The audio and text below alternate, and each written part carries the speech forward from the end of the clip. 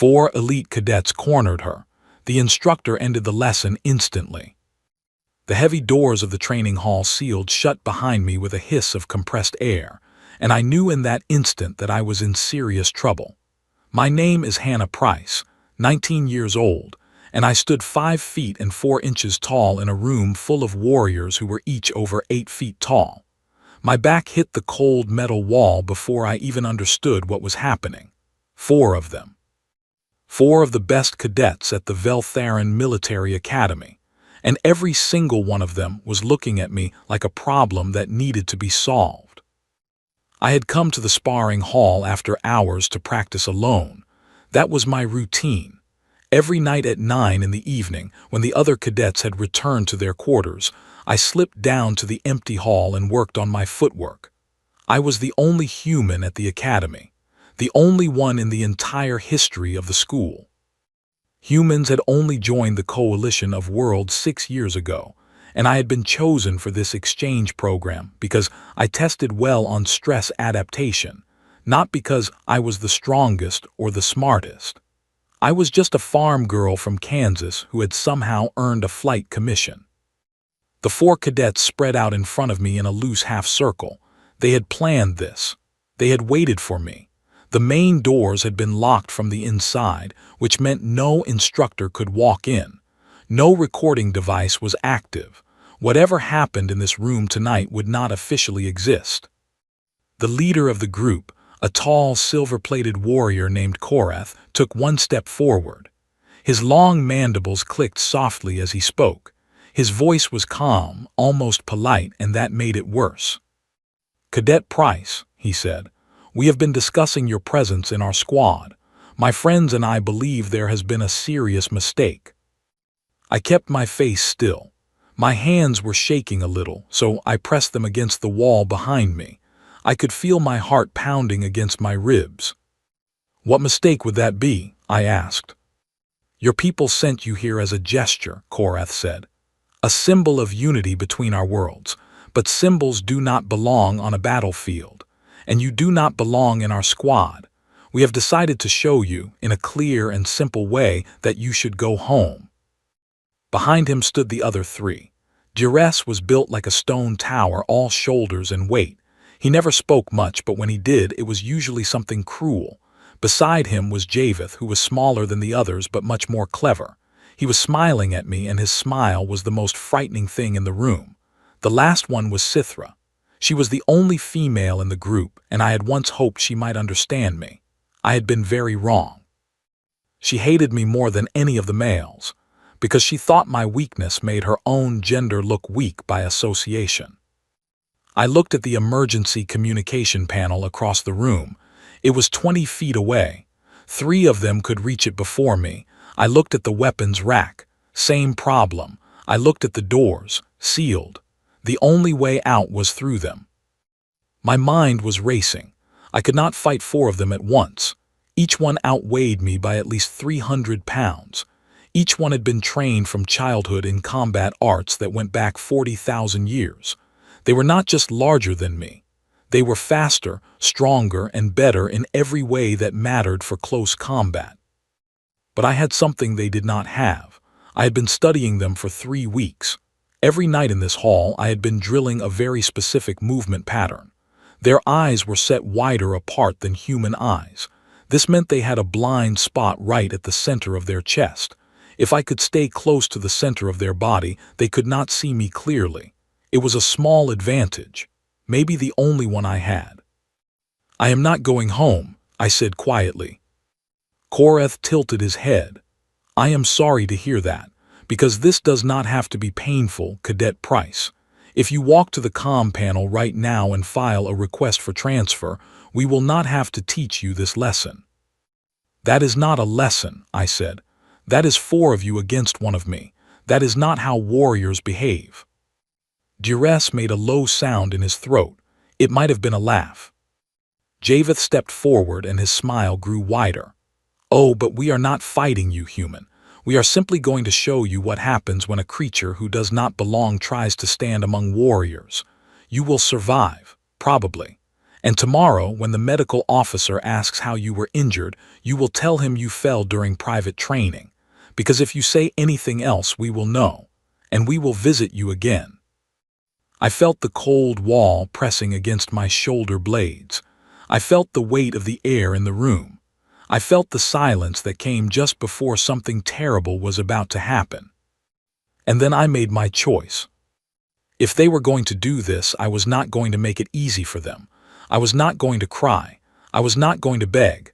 I was not going to let them feel comfortable about what they were doing. I would fight. I would lose, but I would fight. I would make each one of them remember this night. I would make them remember that the small human girl from the Kansas wheat fields refused to kneel. I pushed myself off the wall and raised my fists. My stance was low, balanced, the way my instructor back on Earth had taught me.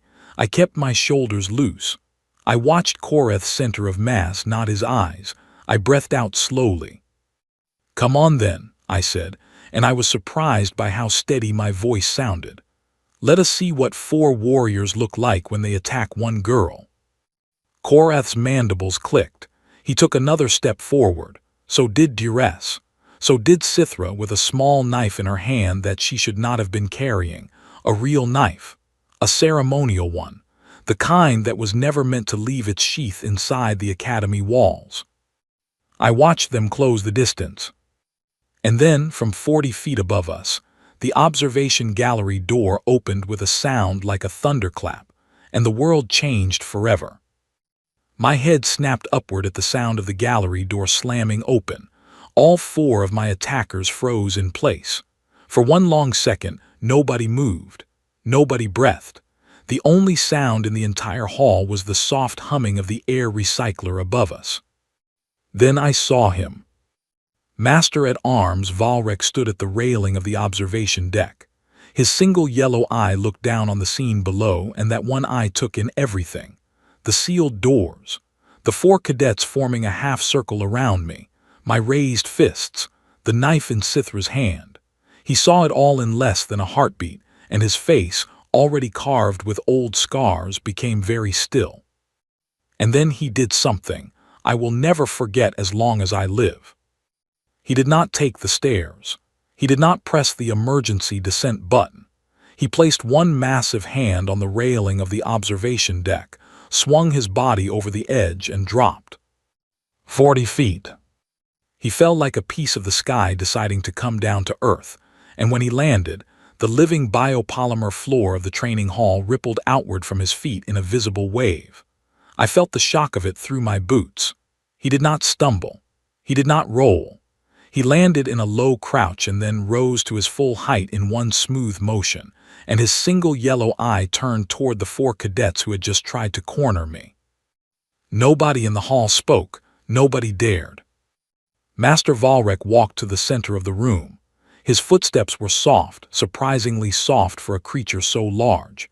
He stopped exactly halfway between me and my attackers. He looked at Koreth first, then Duress, then Javeth, then finally Sithra. His gaze lingered on the knife she was holding, and I saw her fingers tighten on the handle and then loosen and then tighten again. Finally, Master Valrek turned his head to look at me. "Cadet Price." "Sir," I said. My voice came out as a whisper. "Lower your fists. Walk to the wall behind me.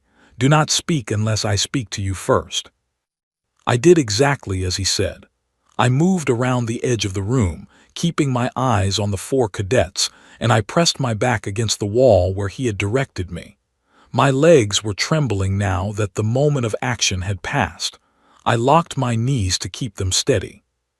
Master Valrek turned his attention back to the 4 cadets. His voice, when he finally spoke, was quiet, dangerously quiet. "Cadet Koreth Velshai." "Master-at-Arms," Koreth answered. "Explain to me what I have just observed." Koreth hesitated for only a moment. Then he straightened his shoulders and spoke with the confidence of someone from a noble warrior house. "We were engaged in voluntary additional training with our squad mate, Master-at-Arms." "Voluntary?" "Yes, Master-at-Arms. The main doors are sealed from the inside." For privacy, Master-at-Arms. Privacy, Valrek repeated. A long silence followed. I counted my own breaths. 1, 2, 3. The air recycler cycled once, then twice. Then Master Valrek laughed. It was not a pleasant sound. It was the sound of a very old warrior who had heard the same tired excuses 1,000 times before, and who had finally decided that he would not hear them again. "Let me describe," he said, his voice rising slowly, "what I have just seen with my own eye. I have seen 4 cadets of this academy lock themselves in a training hall with a 5th cadet of equal rank. I have seen them form a position designed to prevent her escape. I have seen one of them, Cadet Sithra Vel Oren, draw a ceremonial blade in clear violation of Section 3 of the Academy Code. I have seen, in other words, 4 future officers of the Coalition fleet preparing to commit an act so shameful that it will shake their ancestors in their tombs." Nobody answered him. There was nothing to say. "You believe," Valrek continued, "that by breaking this cadet, you will somehow protect the honor of your squad. You believe that because she is small, because she is new, because her species has been part of this coalition for only 6 years, she does not deserve to stand among you. You believe that strength comes from the size of the body, and that courage is measured in the width of the shoulders." He took one slow step forward, just one. The 4 cadets shifted slightly, but none of them stepped back. "Let me correct this belief," he said, "permanently." And then Master Valrek moved. I have replayed the next 11 seconds in my memory hundreds of times. Even now, years later, I still cannot fully describe what I saw. Valrek crossed the distance to Koreth faster than my eyes could track. Koreth raised his guard, a perfect defensive posture that he had drilled since he was a child, and it did not matter. Master Valrek struck him once, open-palmed, directly in the center of his chest, in the exact blind spot I had been studying for 3 weeks. Koreth left the floor. He flew backward a distance of 15 feet and struck the far wall at head height, then slid down it and crumpled into a sitting position, stunned but breathing. Duress charged. It was the wrong choice. Master Valrek caught his wrist, redirected his momentum, and used Duress's own weight to put him face down on the biopolymer floor with his arm locked behind his back in a hold I would later learn was called the Old King's Regret. Duress tried to break free. He could not. He made a sound, a kind of low, wounded cry that I had never heard from a Vel Theron before. It was not the sound of pain. It was the sound of understanding. The sound of a warrior realizing, for the first time in his life, that he was truly and completely outmatched. Javeth did not charge. Javeth, being the clever one, tried to run for the side door. Master Valrek did not chase him. He did not need to. He reached out with his free hand, picked up a training staff from the weapons rack 8 feet to his left without even looking, and threw it. The staff crossed the hall in a blur. It struck Javeth behind the knee, and Javeth went down hard. He did not try to get up. Only Sithra remained standing. She still held the ceremonial knife. Her hand was shaking. Her eyes were wide, and I could see, even from across the room, that she was calculating. She was thinking about whether she could reach Master Valrek with the blade before he reached her. Master Valrek released duress and rose slowly to his full height. He did not look angry. He looked tired.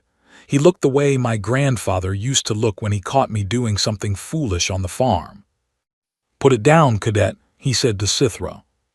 "She does not belong here," Sithra whispered. "She does not belong." "Put it down." Sithra's hand shook harder. For one moment I thought she was going to lunge forward. I thought I was going to see her die. Drawing a ceremonial blade against a master-at-arms was a crime punishable by expulsion, and worse, by eternal shame for her entire house. Then the knife hit the floor with a small ringing sound. Master Valrek exhaled slowly. It was a long breath, the kind you let out when a crisis has just passed. "Good," he said. "There is still something worth saving inside you then." He turned toward me. His single yellow eye studied me for what felt like a very long time. I stood still against the wall, hands at my sides, and I waited for him to speak. When he finally did, his voice was gentler than I had ever heard it. "Cadet Price, come here, please." I crossed the room on legs that did not quite feel like mine. I stopped 3 feet in front of him and came to attention. He looked down at me. I looked up at him. "Do you know why I did what I just did?" he asked. "No, sir." "Think carefully before you answer, and speak honestly. This conversation is between you and me." I thought about it. I thought about all the nights I had spent alone in this hall, drilling my footwork, studying the blind spots in Vel Theron vision. I thought about the eyes that watched me from the observation gallery sometimes. I had always assumed those were other cadets, mocking me. What if they had not been? "Sir," I said slowly, "were you watching me, on the nights I trained alone?" His mandibles clicked softly. Something in his face shifted. It might have been the smallest possible smile. "Every night, cadet, for 3 weeks." I did not know what to say. My face grew warm. "You have been studying us," he continued. "You have been learning our weaknesses. You have been doing what none of my own cadets have ever thought to do, because none of them have ever needed to. They have always been the largest creature in the room. They have never had to think about angles or blind spots or the advantage of being small." He paused. His single yellow eye never left my face. "But you have, Cadet Price, and that is why I believe you may be the most important student I have ever trained." Behind him, I saw Koreth slowly rising to his feet against the far wall. I saw Duress holding his shoulder and watching us.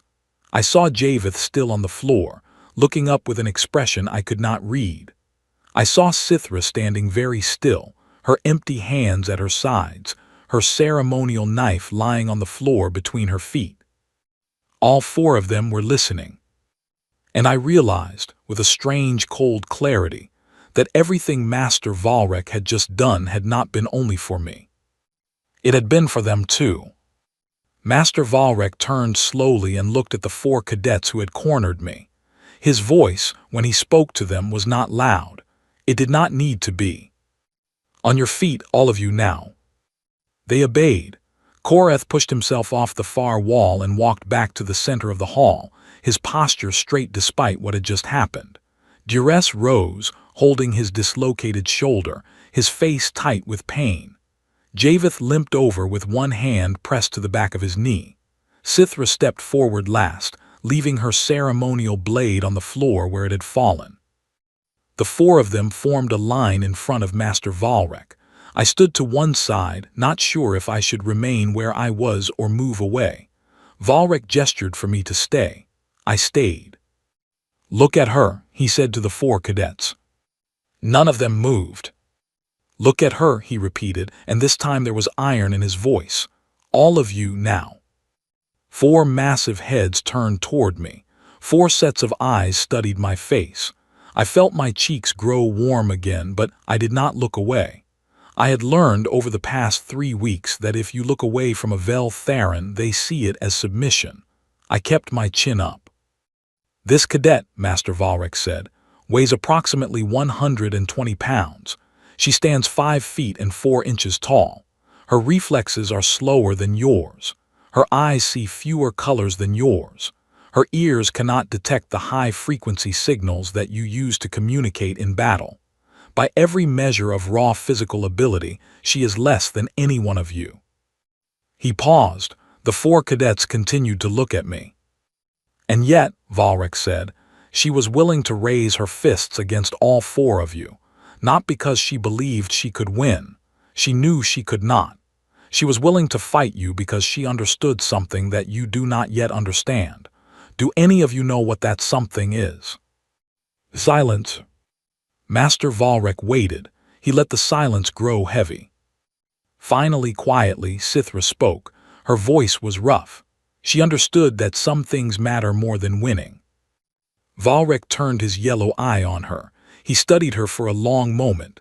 Then he nodded just once. "Yes, cadet. Exactly that. Some things matter more than winning. The small creature from the green world understands this because her people have, for most of their history, been small creatures on a world full of larger and more dangerous animals. Her species has had to learn the art of fighting with less, of thinking when strength is not enough, of standing, even when standing is foolish, because there is no honor in falling without trying. He walked slowly along the line of cadets, stopping in front of each one in turn. "Cadet Korath," he said, "you come from House Velshai. Your ancestors have produced 17 fleet admirals. You have been told since you were a hatchling that you are destined for greatness, and so you believe that greatness is something owed to you rather than something you must earn. Tonight you try to prove your worth by targeting someone smaller than yourself. That is the behavior of a bully, cadet, not a warrior. A warrior protects the smaller ones. A warrior stands between the innocent and those who would harm them. A warrior never, under any condition, uses his size to intimidate a squad mate. Do you understand me?" Korath lowered his head. "Yes, Master at Arms." Louder. "Yes, Master at Arms." Valrek moved to duress. "Cadet Duress, you speak little. You think that silence makes you strong, but silence can be a wall that hides cruelty. Tonight you followed Korath into this hall knowing exactly what was planned. You are no less responsible because you spoke no words. A warrior is responsible for every action he chooses to join. Do you understand me?" "Yes, Master at Arms." Valrek stopped in front of Javeth. His single eye narrowed. "Cadet Javeth, you are the clever one, you know this. Your squad knows this, I know this. Tonight you used your cleverness to find a way to harm a fellow cadet without being caught. You sealed the doors. You chose the time when no recordings would run. You calculated every angle. And for what? To prove that you are stronger than a girl who weighs less than one of your legs. Cleverness without honor is the most dangerous quality a warrior can possess. Cleverness without honor creates monsters, cadet. Do not become one." Javeth's mandibles quivered. "Yes, Master at Arms." Finally Valrek stopped in front of Sithra. He looked down at her for a long time. She did not look away. "Cadet Sithra, you drew a ceremonial blade tonight. You know what the punishment for that act is?" "Yes, Master at Arms." "Tell me." Sithra swallowed. "Expulsion from the academy, loss of house honor for 7 generations, banishment from the warrior class." "Yes, that is what the code demands." Valrek paused. "And yet you dropped the blade when I commanded you to." "Yes, Master at Arms." "Why?" Sithra was quiet for a long moment. I could see her searching for the answer. When she finally spoke, her voice was very small, and I realized with shock that she was close to tears. "Because in that moment," she said, "I realized that I had become the thing I hated most. I came from a warrior line, but I was acting like a coward, 4 against 1, a blade against an unarmed squad mate. My ancestors would not have recognized me." Master Valrek studied her for several seconds. Then, very slowly, he nodded. "I will not report the blade, cadet." Sithra's head came up sharply. "Master at Arms." "I will not report it," Valrek repeated, "because the punishment for drawing that blade would destroy you, and I believe there is still a warrior inside you worth saving. But if I ever hear of you raising a hand against a squad mate again, in this academy or anywhere else in this galaxy, I will find you. And the punishment I deliver myself will be far worse than anything the code could ever prescribe. Do you understand me?" "Yes, Master at Arms. Thank you, Master at Arms." Valrek stepped back from the line of cadets and turned to face all 4 of them together. "Tomorrow morning at 600 hours you will report to the Commandant's office. You will tell her everything that happened in this hall tonight, in full. If I hear that you have left out a single detail, I will know and we will have another conversation. After you have made your confession, you will accept whatever punishment she deems appropriate. You will then return to Squad 7, and for the remainder of your time at this academy, you will treat Cadet Price as your sister in arms, not as a burden. Not as an outsider, as one of you. Do I make myself clear?" "Yes, Master at Arms. All four answered at once. Because I promise you this, Valrek continued, and now his voice dropped to something deeper and older than the room itself. There is a war coming, perhaps not next year, perhaps not in 5 years, but it is coming. The Shroud will return to our worlds, and when they do, every warrior in this coalition will be tested. On that day, you will want Cadet Price at your shoulder. Because when the rest of us are failing, when our great size and our long traditions are not enough, she will be the one who remembers how to survive. And if you treat her well tonight and tomorrow and every day after, she will stand beside you in that final hour. Do you understand what I am offering you? The 4 cadets looked at me. I looked back. Yes, Master at Arms, Koreth said quietly, and I heard something in his voice that I had never heard before. It was not respect exactly. It was something closer to wonder. Master Valrek nodded. Dismissed, all of you. Go to your quarters and think about what happened here tonight. Do not speak to each other on the way. Each of you must face yourself alone first before you can face the others. One by one, they turned and walked to the main doors. The locks disengaged at Master Valrek's voice command. Koreth was the last to leave. At the door, he turned back and looked at me one more time. His silver face was hard to read, but I thought I saw something like an apology in his eye. Then he was gone, and the doors closed behind him, and I was alone in the hall with Master Valrek. He turned to me. Cadet Price. Sir. Tomorrow evening, at 2100 hours, you will report back to this hall. I will begin your private training. I blinked. Private training, sir. Yes. In what, sir? He looked down at me with his single yellow eye, and this time I was sure I saw a smile. In everything, cadet. In everything you will need to know to become what your people do not yet understand they need. Come prepared to work. Come prepared to fail many times before you succeed. Come prepared to learn things that even I have not taught in many years, because I have not had a student who was worth teaching them to. I stood very still. The words were settling into me slowly, like stones dropped into a deep pool. Why me, sir? I asked finally. Why do you think I am worth teaching? Master Valrek was quiet for a long moment. Then he crouched down so that his face was almost level with mine. Up close, I could see the age in his scars. I could see the wisdom in his single eye. Because, cadet, he said softly, you came here believing that your people sent you to die, and you decided to train anyway. You decided to learn anyway. You decided that if you were going to fall, you would fall fighting, and you would fall having given everything you had. That, Cadet Price, is the heart of a true warrior. Everything else can be taught, but the heart cannot. The heart must be born, and yours was born a very long time ago, in the small animals of your homeworld who learned to survive among the large ones. He stood up. His voice returned to its usual calm, firm tone. Go to your quarters, cadet. Sleep. Tomorrow your real education begins. I saluted him. He returned the salute, and I walked out of the sparring hall feeling like a completely different person than the one who had walked in. Behind me, Master Valrek bent down and picked up the ceremonial blade that Sithra had dropped. He held it in his large hand for a long moment, studying it. Then he tucked it carefully into his belt, turned off the lights, and followed me out into the corridor. The next morning, at 600 hours exactly, I was already awake. I had barely slept. My small room in the cadet quarters was built for a Vel Theron, which meant everything in it was oversized for me. The bed was enormous. The desk was high enough that my feet dangled when I sat at it.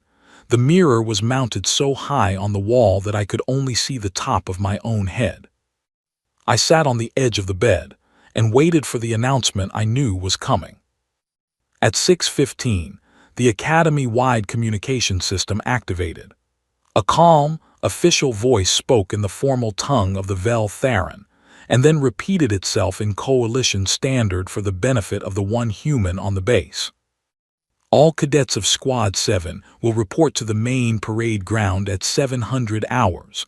All cadets of all other squads will report to the parade ground at 700 hours as witnesses. Full dress uniform is required. This is a matter of academy honor. I sat very still. My hands were cold. I knew what this meant. The commandant was going to handle this publicly. Whatever Korath and the others confessed in her office at 600 hours, the punishment would be delivered in front of the entire academy. I got up and put on my dress uniform. The jacket was dark blue, with silver buttons and the small round patch of the Terran Defense Corps on the left shoulder. I ran a comb through my hair and tied it back in the regulation bun. I looked at myself in the high mirror, but all I could see was the top of my head, so I stood on the bed and looked at myself that way. My eyes looked tired. My face looked older than it had yesterday. At 6:55, I left my quarters and walked toward the parade ground. The parade ground was an enormous open square of polished stone, large enough to hold every cadet in the academy, all 2,000 of them. By the time I arrived, the ground was already full. Every squad stood in tight formation, and every head turned as I walked across the stone toward the small platform where the commandant stood waiting. I kept my eyes forward. I kept my back straight. I had learned over the past 3 weeks that the best way to handle being stared at was to pretend that you were not being stared at. Commandant Velrith stood alone on the platform. She was the oldest female Veltharan I had ever seen, with pale white chitin plates that had faded with age and a voice that carried across the parade ground without needing any kind of amplification. Beside her, at the base of the platform, stood Master Valrek. He did not look at me as I approached. His single yellow eye remained fixed on some distant point. At the front of the parade ground, in the space reserved for cadets being disciplined, stood Korath, Dures, Javeth, and Sithra. They were in full dress uniform. Their faces were set in careful expressions that revealed nothing. I was directed to a position beside Master Valrek. He gave me the smallest possible nod as I took my place. The commandant raised one hand. The entire parade ground fell into perfect silence. "Cadets of the Veltharan Military Academy," she began. "At 2100 hours last night, an incident occurred inside the main sparring hall. 4 cadets of Squad 7 made the choice to lock themselves inside that hall with a 5th cadet of their own squad.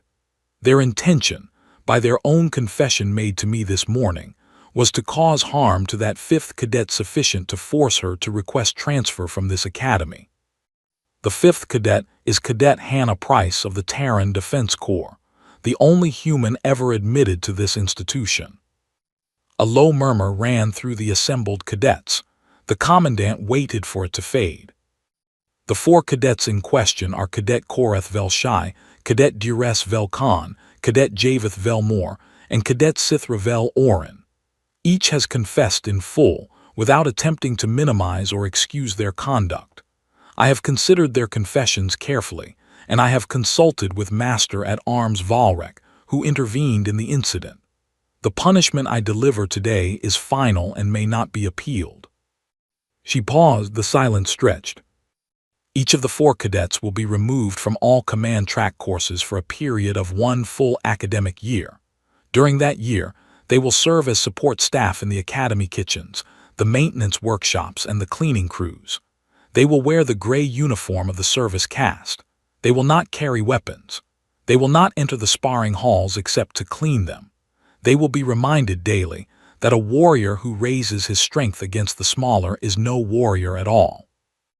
I heard a sharp intake of breath from somewhere in the crowd. A year of support work was a punishment that would normally destroy a cadet's career entirely. It would mean falling a full year behind their peers. It would mean returning to their homes in shame. For cadets from noble houses, it was very close to the worst possible outcome. The commandant continued. "At the end of that year, they will be allowed to return to command track training only if Master-at-Arms Valrek personally approves their readmission, and they will return to Squad 7. They will continue to serve alongside Cadet Price until their graduation. They will protect her with their lives if needed. They will honor her as a sister in arms. If any one of them fails in this duty at any point in their careers, they will be expelled from the academy and stripped of all honors, regardless of rank or achievement. Another murmur ran through the cadets. I saw Korath's shoulders straighten. I saw Duress bow his head slightly. I saw Javeth close his eyes for a long moment. Only Sithra did not move. As for Cadet Hannah Price, the commandant said. The entire parade ground seemed to lean forward. The conduct shown by Cadet Price last night has been reviewed by myself and by Master at Arms Valrek. When faced with 4 attackers who outnumbered and outmatched her in every physical measure, Cadet Price did not flee. She did not beg. She did not call for help. She raised her fists and prepared to fight a battle she could not win, because she understood that her honor was worth more than her safety. This is the exact definition of warrior spirit that our tradition has upheld for 40,000 years. That Cadet Price, a member of a species that has walked the stars for only a small number of centuries, understood this spirit so clearly speaks to a quality of character that we would do well to recognize and honor. The commandant raised a small dark box in her hand. She opened it. Inside, resting on a bed of dark cloth, was a silver pin shaped like a small sword crossed with a feather. Cadet Price stepped forward. My legs moved automatically. I climbed the 3 steps to the platform. I stood before the commandant at perfect attention. This is the mark of spirit. It is given rarely, and only to cadets who have demonstrated the courage to stand when standing is foolish. You are the first human to receive it. You are the youngest recipient in 600 years. Wear it with honor. She pinned the silver mark to the left side of my collar. Her large hand briefly touched my shoulder. It was not a warm gesture exactly, but it was something. Return to your squad, cadet. I saluted. She returned the salute. I walked back down the steps and across the parade ground to where Squad 7 was supposed to stand. The position was empty. The 4 other members of my squad stood apart in the disciplinary area, waiting for their punishment to be formally recorded. I stood alone in the spot where the 5 of us should have stood together. 2,000 cadets watched me. I kept my eyes forward. I kept my chin up. The commandant dismissed the assembly. Squads marched away in perfect formation. Korath, Duress, Javeth, and Sithra were led away by 3 proctors toward the administrative building, where they would be issued their gray service uniforms. Master Valrek walked over to me. He stopped at my side. Cadet Price, he said. Sir. 2100 hours tonight. The sparring hall. Do not be late. Yes, sir. He nodded once and walked away. I stood alone on the empty parade ground for several more minutes, looking at the silver pin on my collar, wondering what my mother and father would think if they could see me now, wondering what kind of warrior Master Valrek intended to make of me, wondering how long this strange, peaceful quiet would last before the war he had spoken of finally came. That evening, I went to the sparring hall, and my real education began. The first 6 months were the hardest of my life. Master Valrek taught me things that he said he had not taught any student in 40 years. He taught me how to read the rhythm of a fight in the breathing of my opponent. He taught me how to use a room as a weapon. He taught me how to turn my small size into an advantage by staying low, moving fast, and refusing to stand where larger opponents expected me to stand. He taught me how to fight with empty hands, with a short blade, with a long staff, with my own jacket if that was all I had. He made me run drills until I dropped, and then he made me do them again. He pushed me past exhaustion, past pain, past every boundary I had thought I possessed. And slowly, very slowly, I began to change. I grew faster. My reflexes sharpened. My body, which had always been considered small even by human standards, became strong in ways I had not known were possible. I gained scars. I lost my fear of falling. I stopped flinching when a larger opponent raised a hand. I began to read movements before they finished. I began to see openings where before I had seen only walls. 6 months after that night in the sparring hall, Koreth returned to active training. Duress followed a month later, then Javeth, then Sithra. They had served their punishment in full. They had worn the gray uniforms. They had cleaned the kitchens and scrubbed the training halls and carried loads for mechanics. They had been quiet and patient. When they returned to Squad 7, none of them said a word about what had happened. They simply took their places in the formation, and when Master Valrek called for a squad drill, they moved as though they had been a team their whole lives. One evening, about a year after the incident, I was leaving the sparring hall late after a private session with Master Valrek. Koreth was waiting for me in the corridor outside. He was alone. He was very still. "Cadet Price," he said. "Cadet Velshai," I answered. He was quiet for a long moment. Then slowly he lowered his head. Not a small nod, a full bow. The bow that a Vel Therin warrior gives only to an elder of his own house, or to someone whose honor he has offended and wishes to repair. "I was wrong," he said. His voice was very quiet. "Everything I believed about you was wrong. I have spent a year thinking about this, and I still do not have adequate words for my shame. But I will spend the rest of my life trying to be worthy of standing at your shoulder, if you will allow it." I looked up at him. He was still bowing. The hall was empty. There were no witnesses. He had no political reason to do this. He was doing it because he meant it. "Stand up, Koreth," I said quietly. He straightened slowly.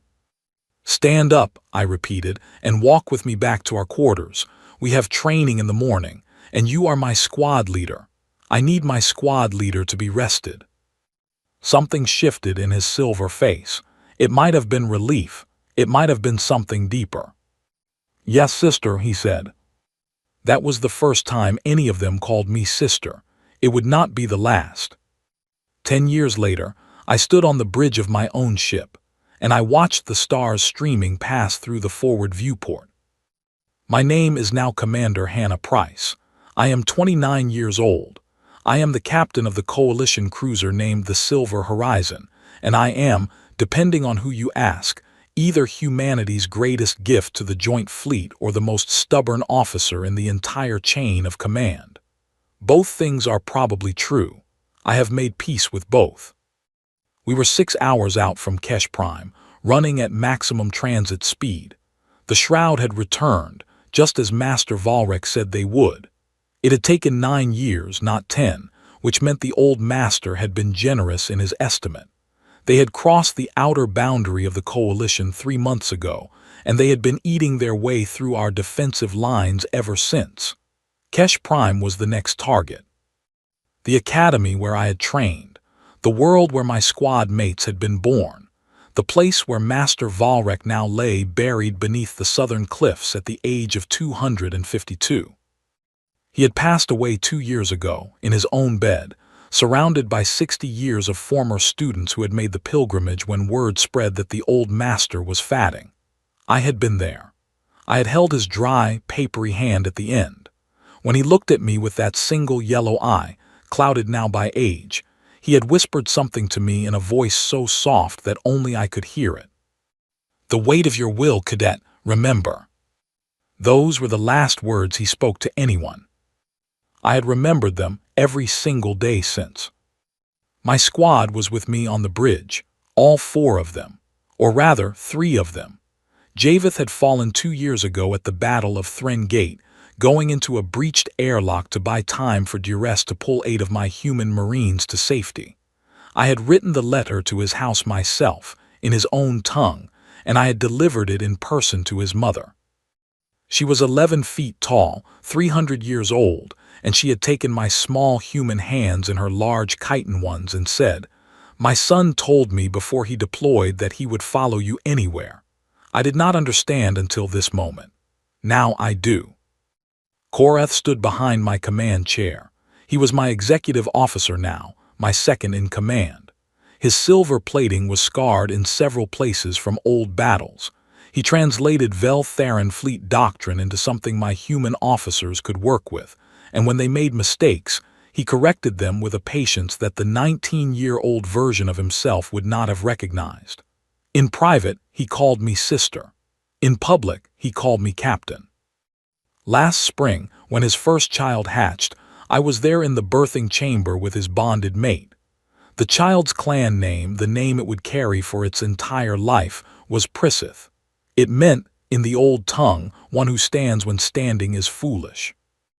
Duress was my chief of security. He still did not speak much. He had lost his left arm at Thren Gate, pulling those Marines out alongside Javeth. He wore a coalition prosthetic now, and when anyone asked him about it, he always said the same thing in his quiet voice. It works better than the original. Sithra was my wing commander. She led the fighter group that flew escort for the Silver Horizon. On the nose of her fighter, she had painted a small silhouette of a human woman. When pilots from other squadrons asked her what it meant, she gave them the same answer every time in her flat and steady voice. It is the mark of the cadet who should have ended me, and did not. The bridge was quiet. My officers moved at their stations, checking the final readings before our drop out of transit. My communications officer, a young woman from the colony world of New Gardens named Lily Morgan, was receiving the last encrypted orders from Coalition Command. My navigator, a Mendu named Oshatil, was plotting our arrival coordinates. Everyone knew what we were flying into. Everyone was calm. Korath stepped forward and set a cup of tea on the arm of my command chair. Human tea. Earl Grey, hot. He had learned my preferences over the years, and he knew that before a battle, I always drank tea. "The fleet is ready, Captain," he said. "All systems green. Squad stands ready at your shoulder." I looked up at him. "Thank you, Commander." He paused. Then in the old tongue, he spoke a phrase that meant, roughly, "I stand where you stand." I nodded. I set down the tea. I stood and walked to the forward viewport where the stars streamed past in the long blue blur of faster-than-light transit. Somewhere 6 hours ahead of us, a fleet of the Shroud was waiting. They outnumbered us 3-1. They were larger than any coalition ship. They were faster. They were better armored. But they were about to make the same mistake Korath had made 10 years ago. They were going to corner the smallest thing in the room, and they were going to assume that small meant weak. I spoke quietly, more to myself than to anyone else. "Prepare all hands for combat. We drop in 6 hours." The command was passed down. The bridge came alive with the soft sounds of final preparation. Korath returned to his station. Sithra left the bridge to suit up for her fighter. Duress went to check the security posts. Lily Morgan began transmitting our final position to the rest of the fleet. I stood alone at the viewport and thought about the sparring hall. About that night, 10 years ago. About 4 elite cadets forming a half-circle around a small human girl who had her back to the wall. About the sound of the observation deck door opening, and the single yellow eye that had looked down on us, and the old master-at-arms who had dropped 40 feet without hesitation to end a lesson before it could become a tragedy. I thought about what he had taught me, not just the skills, not just the drills, but the truth. The deep truth that every species in this coalition had forgotten except for mine. A creature does not have to be large to be dangerous. A warrior does not have to be strong to be worthy. The measure of a fighter is not in the weight of the body but in the weight of the will. Humanity was the smallest species in the coalition. We were the youngest. We were the weakest, pound for pound. Every other species in the fleet was older, larger, more advanced. But we remembered being small. We remembered being cornered. Every other species had forgotten that feeling thousands of years ago. Humanity had not forgotten. It was still fresh in us. It was 3 weeks old, not 3,000 years. And that was why, when the Shroud had broken through the outer lines and every coalition fleet had begun to buckle, it had been a human cruiser that had held the center. Mine. It was going to be a human cruiser that held again today. Korath came to stand beside me at the viewport. We did not speak. We did not need to. Outside, the stars streamed past, silent and cold, and somewhere in the far distance, A war was waiting for us. I thought about Master Valric, resting beneath the southern cliffs of Kesh Prime. I thought about the blade he had picked up from the sparring hall floor that night, the ceremonial blade that Sithra had dropped, and how he had kept it for 10 years before returning it to her on the day she graduated. He had said only one sentence when he gave it back to her, and she had never told me the exact words, but she had told me the meaning of them. He had told her that the blade was now hers again, but that it had been given a new edge, the edge of a warrior who had been saved, and who would therefore spend the rest of her life saving others. I placed my hand against the cold glass of the viewport. 6 hours, then the war. Humanity was coming, small and stubborn and remembering everything. We were ready.